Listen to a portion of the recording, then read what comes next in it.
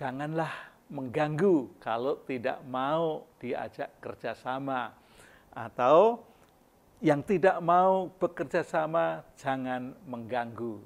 Nah, itu mengapa demikian? Karena Presiden terpilih menyatakan bahwa kami siap bekerja, kami yang bekerja, kami siap bekerja. Orang bekerja kok diganggu. Nah,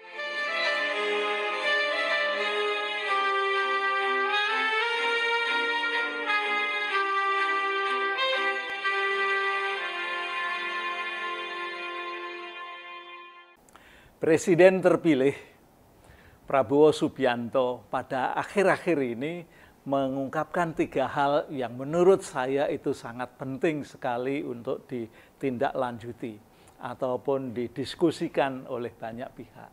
Yang pertama itu mengenai Presidential Club, ya, gagasan yang baik. Yang kedua, penambahan kementerian di dalam kabinet yang akan dipimpinnya. Nah, ini juga perlu disikapi oleh banyak pihak dan oleh Prabowo sendiri juga perlu dirumuskan dengan seksama. Dan yang ketiga itu mengenai pidato Presiden terpilih yang baru saja dikemukakan, yaitu tentang bagi yang tidak mau bekerja sama janganlah mengganggu.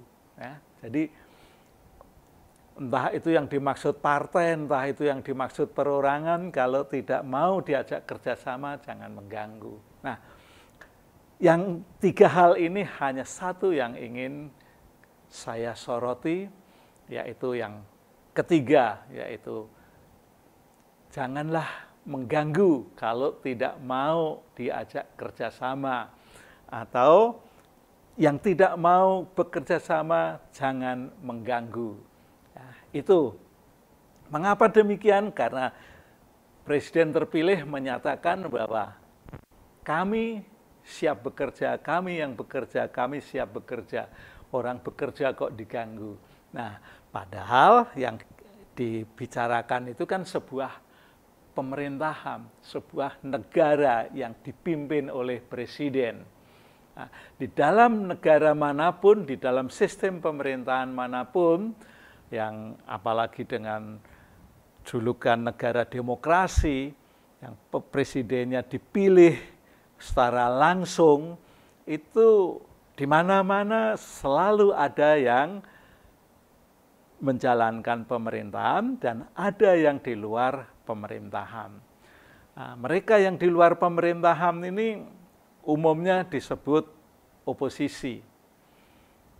Sekalipun oposisi dalam pengamatan saya baik di negara-negara yang lain maupun di Indonesia, dulu PDIP pernah menjadi oposisi selama 10 tahun pada pemerintahannya SBY.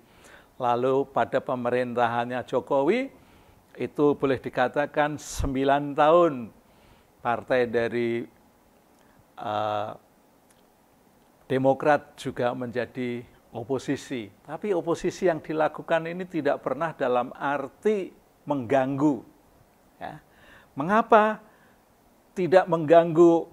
Ya karena memang punya tugas masing-masing. Orang yang bekerja, orang yang ada di pemerintahan, yang mengatur jalannya kepentingan negara, yang semua itu bukan untuk kepentingan para pejabat, tetapi justru untuk kepentingan publik.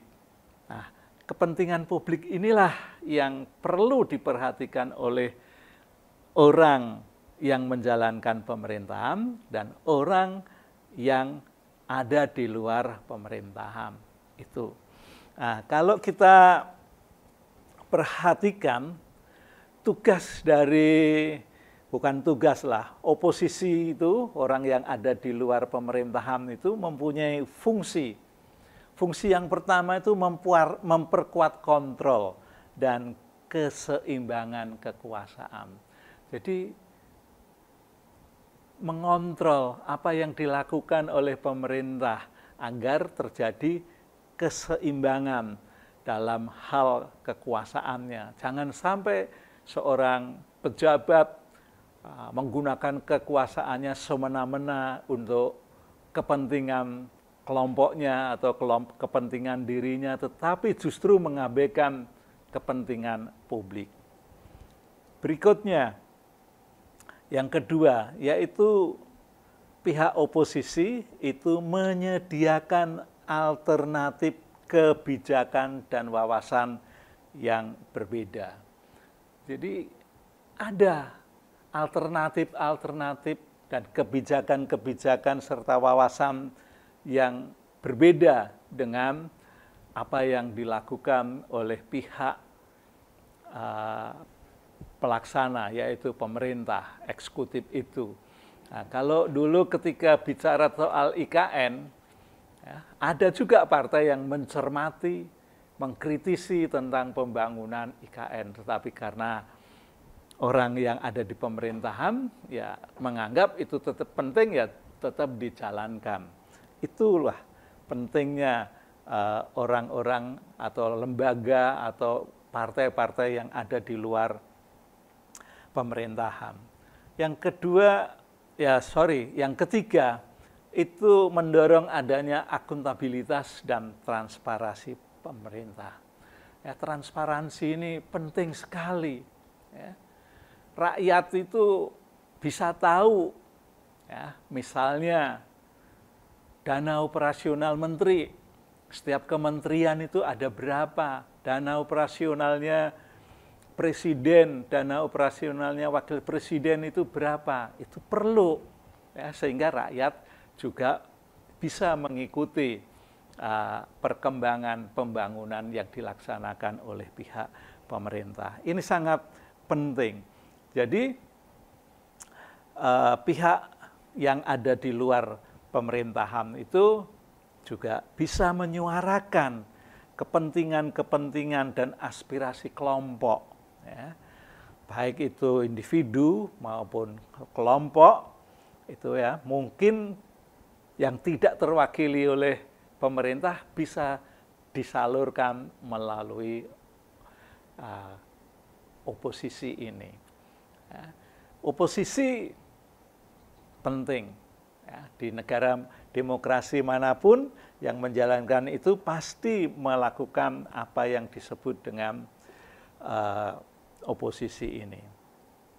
Dan yang tidak kalah penting, yang kelima, yaitu memantau serta mengevaluasi kinerja pemerintah. Nah, jadi kinerja pemerintah dapat dilihat oleh siapapun, lalu pihak oposisi ini dapat melakukan evaluasi kinerjanya seperti apa, apakah baik atau tidak. Ya, syukur-syukur pihak oposisi ini juga bisa mengamati tentang jalannya program-program itu. Kalau saya melihat di desa-desa ini yang menggunakan atau yang mendapat dana desa, itu di halaman pemerintahan desa itu dicantumkan semua untuk apa, sumbernya dari mana, dan ternyata besar sekali. Nah, bagi masyarakat, anggota perorangan maupun kelompok-kelompok masyarakat yang di desa-desa itu juga bisa melihat, bisa mengamati, betul nggak ini ada pembangunan. Nah, kalau pemerintah di tingkat pusat, di tingkat provinsi, di tingkat kabupaten bisa melakukan seperti itu, aduh, betapa dahsyatnya negeri ini menjadi semakin kuat, menjadi semakin maju di dalam hal pembangunan. Karena apa yang dilakukan dapat dilihat, dapat dinilai oleh banyak pihak. Tentu hal ini sangat baik. Nah, mengapa Presiden terpilih Prabowo ini sampai menyatakan bagi yang tidak mau kerjasama jangan mengganggu.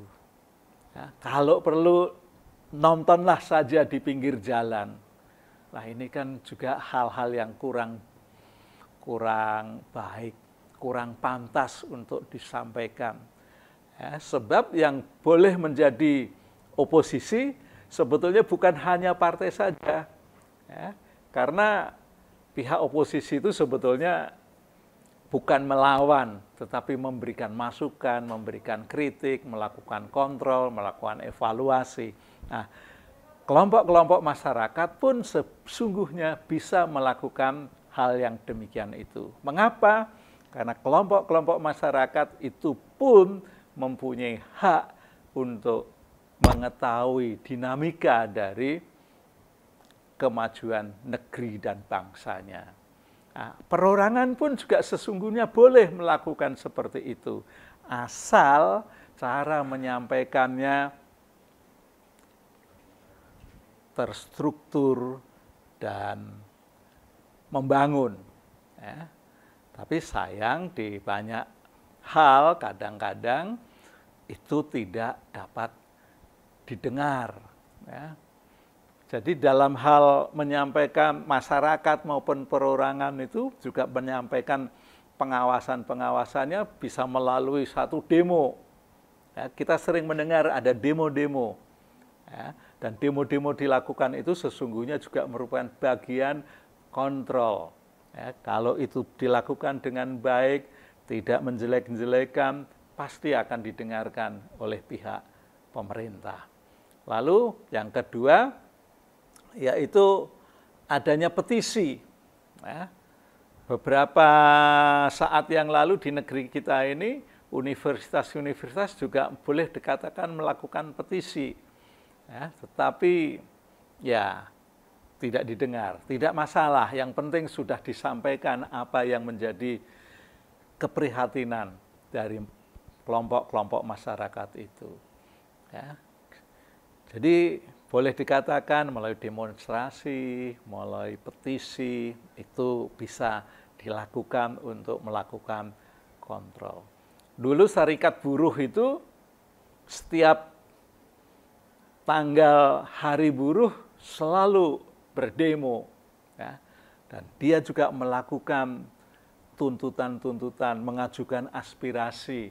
Dan ada yang didengar, dan ada yang segera lakukan perbaikan di dalam pelaksanaan untuk perbaikan buruh-buruh kita. Nah, sekali lagi bahwa mengapa calon presiden terpilih sampai demikian? Ya, apakah karena ada unsur ketakutan ataukah ada unsur bahwa pemerintahan yang akan dipimpinnya tidak bisa berjalan dengan baik, karena sampai saat ini partai-partai pendukung, yaitu selain Gerindra, yaitu ada Golkar, ada Demokrat, dan ada PAN. Dan di dalam proses pemilu kemarin dari partai-partai itu, jumlah partai yang terpilih di parlemen itu jumlahnya hanya 48%, yaitu 280 kursi saja. Jadi posisinya masih kalah dengan rival dari paslon 1 dan paslon 3. Ya. Karena paslon 1 dan paslon 3 kalau digabungkan jumlahnya ada 52%. Nah, ini juga akan berpengaruh di dalam diskusi-diskusi atau mungkin debat-debat di dalam sidang parlemen atau di DPR itu sendiri.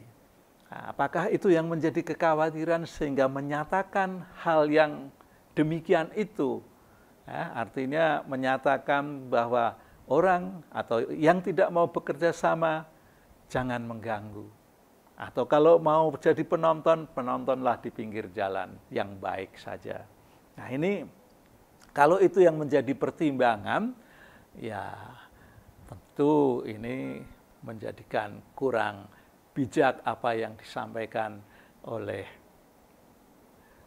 calon presiden Prabowo ini.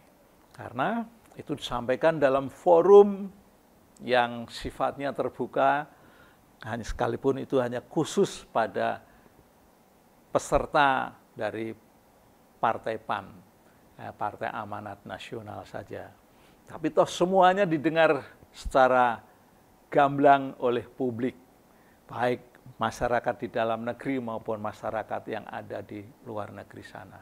Nah, ini semua sesungguhnya menunjukkan bahwa presiden terpilih ini juga belum siap secara penuh.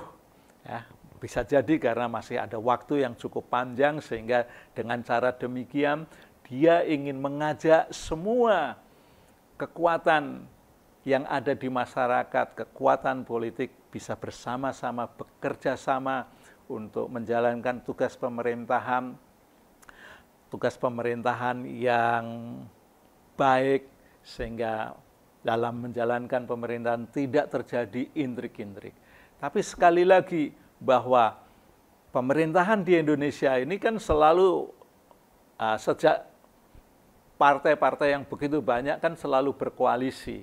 Ya, baik itu mulai dari Presiden SBY, lalu Presiden Jokowi, dan sekarang. Sekarang ini sudah ada 4 partai taruhlah yang besar yang ada di parlemen. Tapi bukankah Presiden terpilih sudah mencoba nyambangi dengan Partai Kebangkitan Bangsa, juga sudah ketemu dengan Ketua Umum Nasional Demokrat. Ini kan juga semua sudah menyatakan baik, mendukung. Ya, mendukung pemerintahan tidak berarti harus ada di dalam satu koalisi, dalam satu gerbong kabinet.